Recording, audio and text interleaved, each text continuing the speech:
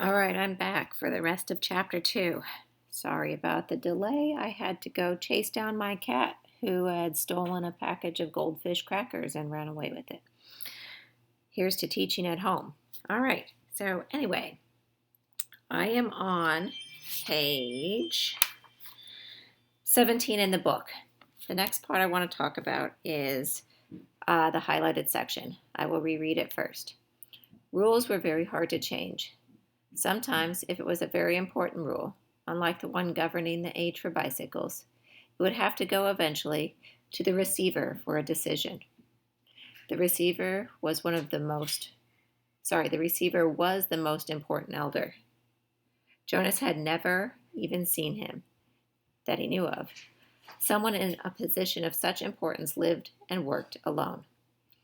But the committee would never bother the receiver with questions about bicycles. They would simply fret and argue about it themselves for years until the citizens forgot that it had ever gone to them for study. So this is the first introduction to the receiver, who we are going to see as we go through the book is an extremely important character in this story. So the only thing I want you to remember right now is that the community has one person that they value among all others, a position of such importance. Okay, so keep that in mind. The next I want to draw your attention to is the years. So we talked a little bit about in class how at the ceremony of ones, everybody is A1. Okay, everybody's birthday per se is in December at the ceremonies. It's not an individual birthday. It is a passage of time. It is the moving of one age group to the next age group, but it isn't individualized like birthdays are for us. So what I want to think about is first, why are birthdays so important for us? And what is this community lacking in the fact that there are no individual birthday celebrations? And is this a benefit, or is it a lacking somehow in the way that they value people as individuals? Okay, so at 9 it says, she gets her bicycle and she removes her hair ribbons. This is father talking about his sister Katya. So every single 9-year-old, okay, gets a bicycle. Okay, they can't have it before. It is that special rite of passage at age 9. And similarly, at age 9, the females remove their hair ribbons. So that implies that up until this point, they must wear their hair ribbons. So think about what this looks like visually. Okay, how do we tell the difference between people of different ages in our community? Okay, what is it that's visually different? Okay, so here, everybody age 9 and under have no hair ribbons.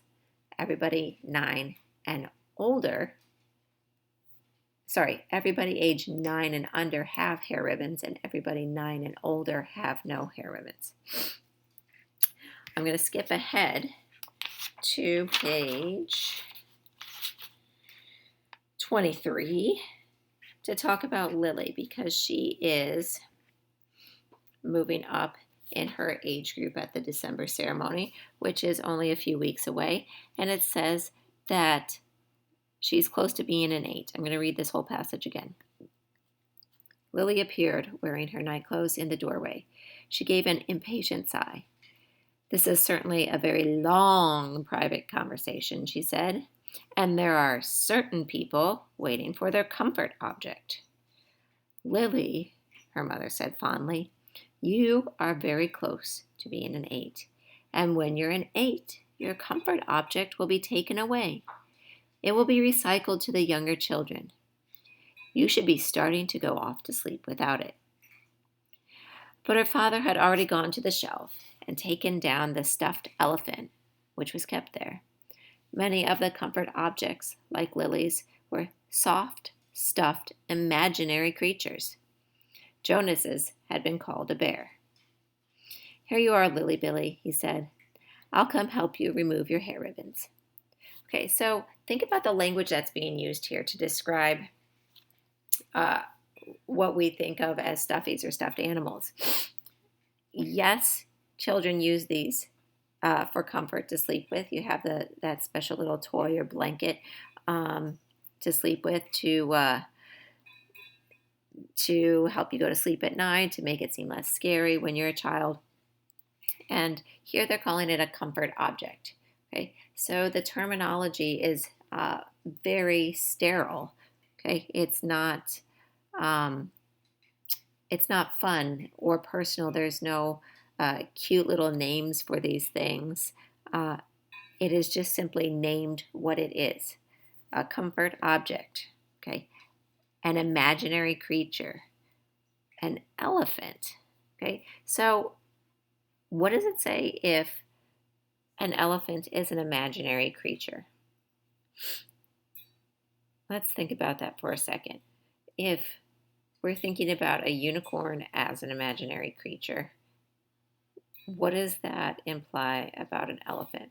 And we can also refer back to page 7, where it recalls Lily's sharing of her feelings, and she's frustrated with the people that had visited her school, and she says they behave like animals. And we had talked a little bit about this in class when an animal is being used to describe a clumsy or uneducated person, but yet neither child knew what the word meant. So, in some way, shape, or form, animals do not exist for them. It's not that they're just not in their community. They can't turn on Nat Geo and see all these animals. They've never experienced them. They do not exist at all. So going back to this imaginary creature, we have Jonas's as a bear, and we have the elephant that have been created out of somebody's imagination, apparently. But if we're thinking about them, they're obviously very real to us. So what do these animals look like if they're imaginary? Are they the same as the type of animals that we envision when we think of a bear or an elephant, or are they totally fictitious in the way that they look, and they're just using the same animal terms? Okay, next up is going backwards.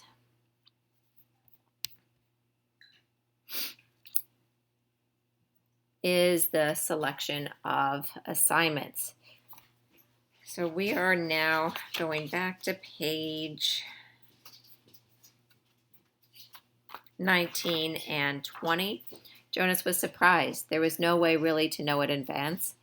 It was a secret selection made by the leaders of the community, the Committee of Elders, who took the responsibility so seriously that there were never even any jokes made about the assignments.